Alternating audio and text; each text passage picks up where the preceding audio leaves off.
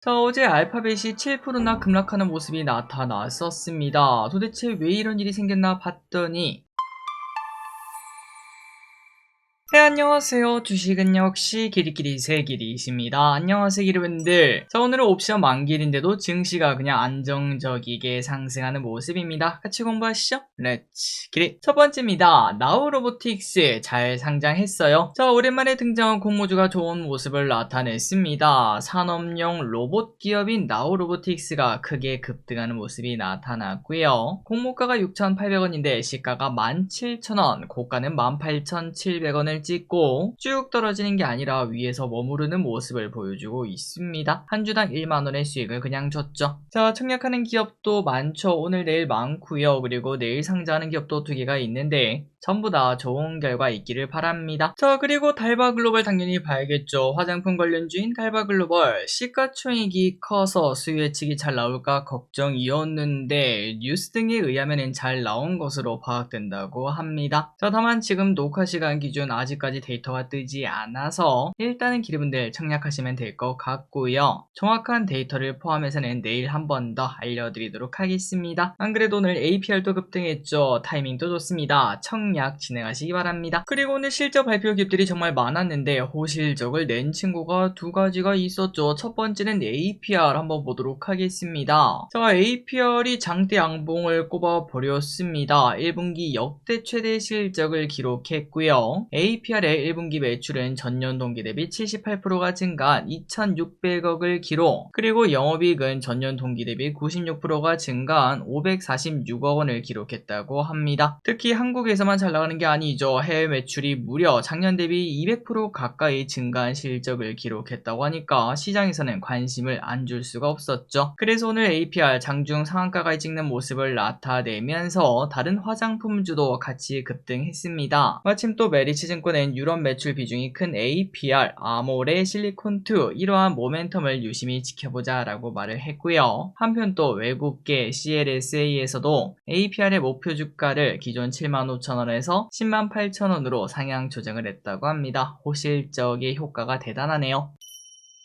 다음입니다. LIG넥스원 또 오늘 호실적을 냈습니다. LIG넥스원은 호실적 기록 1분기 매출은 전년 동기 대비 18% 증가한 9,000억, 그리고 영업이익은 전년 동기 대비 69%가 증가한 1,136억을 기록했습니다. 앞으로는 통합 대공망 그리고 유무인 복합 수출 확대를 중심으로 성장 기반을 강화하겠다 이렇게 밝히기도 했는데요. 이러한 호실적을 꺼내면서 또다시 이제 LIG넥스원 20% 넘게 급등했고 다른 방산주도 기대감이 같이 나타났다고 합니다. 이래서 오늘 화장품주와 방산주가 좋았네요. 다음입니다. 테슬라 사이버캡 양산 준비. 테슬라가 사이버캡의 양산 준비를 하고 있다는 소식입니다. 참고로 사이버캡은 운전대도 페달도 없는 완벽한 로보택시인데요. 머스크는 올해 초 사이버캡 생산을 연간 200만 대를 찍을 수 있다라고도 말을 했었는데 말 그대로 5초에 한 대씩 생산한다고 하니까 대단하다는 생각이 듭니다. 자, 오는 6월부터 텍사스 오스틴에서 시범 운영을 시작한다고 하죠. 잘 될지 보도록 하고, 그리고 자율주행 관련주는 계속 째려보도록 하겠습니다. 다음입니다. 비아디 진출은 어떻게 되고 있나? 자, 비아디가 한국에 진출했다라는 소식 우리가 많이 봤었는데요. 저는 아직 시내에서 비아디 차를 본 적은 없는데 지난달 비아디의 아토3가 수입 전기차 베스트셀링 카가 되었다고 합니다. 4월 전체 수입차 등록 대수는 2.1만 대였다고 하는데요. 그런데 이는 갈수록 줄어들고 있습니다. 그만큼 경기가 안 좋다는 거겠죠. 그런데 이 와중에 아토3는 543대를 팔았다고 하고요. 테슬라 전체를 보면 당연히 딸리지만 테슬라의 각 모델을 봤을 때는 아토3보다 더 많이 판 테슬라 차량은 없었다고 합니다.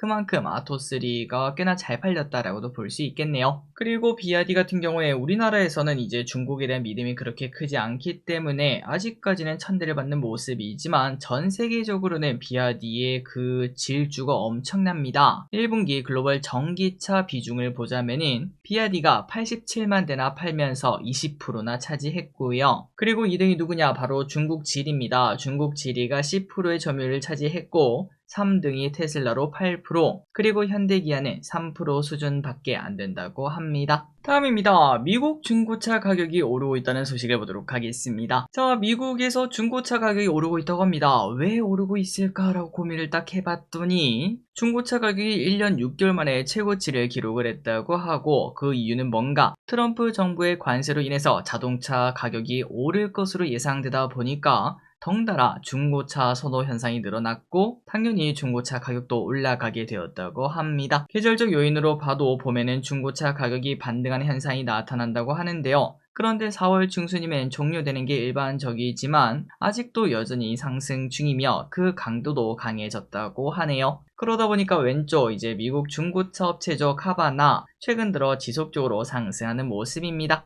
다음입니다. 더본코리아 주가는 계속 하락 중. 백종원의 방송 은퇴 소식이 나와서 더본코리아가 좀 오를까라고 생각을 했지만 증시가 좋아도 더본코리아는 쉬는 모습을 보여주고 있습니다. 그래서 저는 그걸 보고 개인적으로 딱 생각이 드는 게 결국 더본코리아가 여기까지 오게 된 거는 백종원의 파워가 컸던 것 같은데, 백종원이 방송을 쉬는 게 과연 더본코리아한테 호재일까라는 생각이 들더라고요. 물론 여러가지 논란, 원산지 표기라든지 위생이라든지 광고라든지 등등은 다 해결을 해야 되겠지만, 개인적으로는 방송으로 흥했기 때문에 그 방송으로 다 풀어내야 더본코리아 주가가 살아나는 게 아닌가라는 생각이 들었습니다. 아마 흑백 요리사 2도 올해 공개될 텐데 엄청난 흥행이 거의 보증 수표가 되어 있다고 볼 수 있겠죠. 개인적으로 만약에 내가 더본코리아 주주였다면은 방송 은퇴 소식이 오히려 악재가 아닐까라는 생각도 좀 들었습니다. 다음입니다. 재벌집 막내 아들 2 만든다.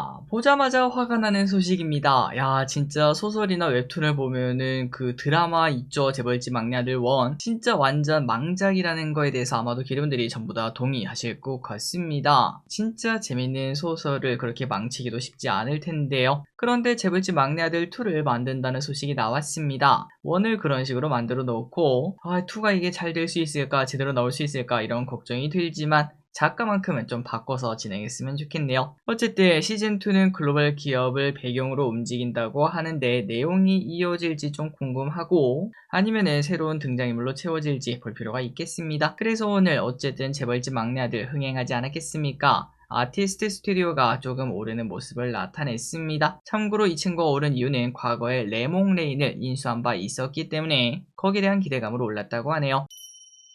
다음입니다. 꿀알바를 찾아라. 대선 때만 열리는 꿀알바가 있다고 합니다. 그건 바로 개표 과정을 지켜보는 개표 참관인 알바라고 하는데요. 지금 모집을 하고 있다고 하며 내일 오후 6시에 마감된다고 합니다. 자, 이게 왜 꿀알바인가 봤더니 6시간 기준 10만원의 수당, 근무 시간이 자정을 넘기면 최대 20까지도 받을 수 있어서, 그리고 또한 식비도 당연히 준다고 합니다. 그런데 개표 참관인 딱 봐도 하는 게 없겠죠. 물론 지루한 게 단점이다 라는 생각이 들지만 어쨌든 하는 일이 크지 않기 때문에 5년에 한 번 오는 꿀알바로 꼽힌다고 합니다. 다음입니다. FOMC 금리는 동결. 지난밤에는 FOMC 결과 발표가 있었습니다. FOMC는 금리를 동결하며 3회 연속 동결을 했는데요. 동결 이유가 뭐냐? 고용 둔화와 물가 상승이 모두 증가하고 있다며 스태그플레이션에 대한 우려감도 드러내기도 했습니다. 그리고 파월은 관세 인상이 경제에 미치는 영향에 대해 불확실성이 크다고 발언하며 사태가 전개되는 상황을 지켜봐야 되고 서두를 필요가 없다라고도 말을 했는데요. 트럼프가 지속적으로 금리나 압박을 했는데 파월은 움직이지 않습니다. 자, 그러다 보니까 일부 경제학자들은 트럼프의 관세 유예가 7월 8일까지 이어지지 않겠습니까? 그러다 보니까 그때까지 FOMC가 움직이진 않을 것 같고 아마도 9월 전까지 금리 인하는 없을 것, 그 이후에 트럼프가 뭐를 하느냐에 따라서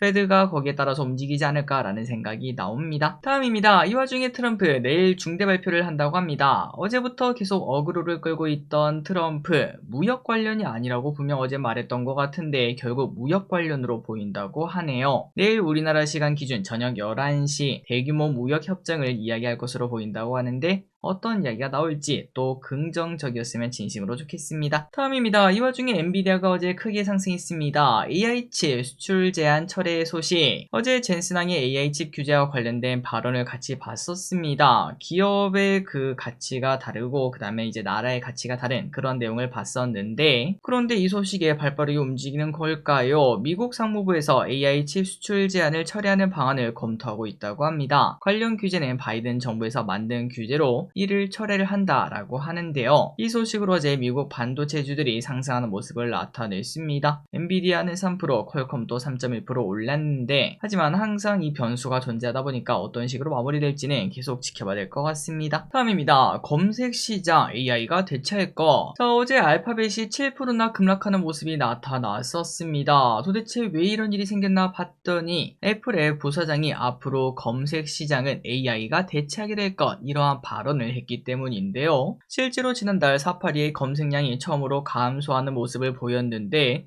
그 이유가 뭔가 AI를 더 많이 사용했기 때문이라고 합니다. 여러분들도 아마 동의하실 것 같습니다. 슬슬 뭔가를 찾기 위해서 막상 네이버 들어가서 검색을 해봐야 블로그 들어가서 또 내가 궁금한 걸 찾아봐야 되는데, 또 그 블로그가 항상 정답을 알려주지는 않기 때문에 결국은 그냥 GPT한테 물어보는 게 가장 빠르다는 걸 우리는 슬슬 깨닫고 있습니다. 그리고 스마트폰에 AI 기능이 들어가면 들어갈수록 이 속도는 가속화된다 라고도 말할 수 있겠죠. 그러다 보니까 기존 검색 시장을 장악하고 있던 알파벳 입장에서는 당연히 큰 악재라고도 볼 수 있겠습니다. 그래서 어제 알파벳 7%나 급락했고, 오늘 우리나라 네이버도 급락을 피하지 못했습니다.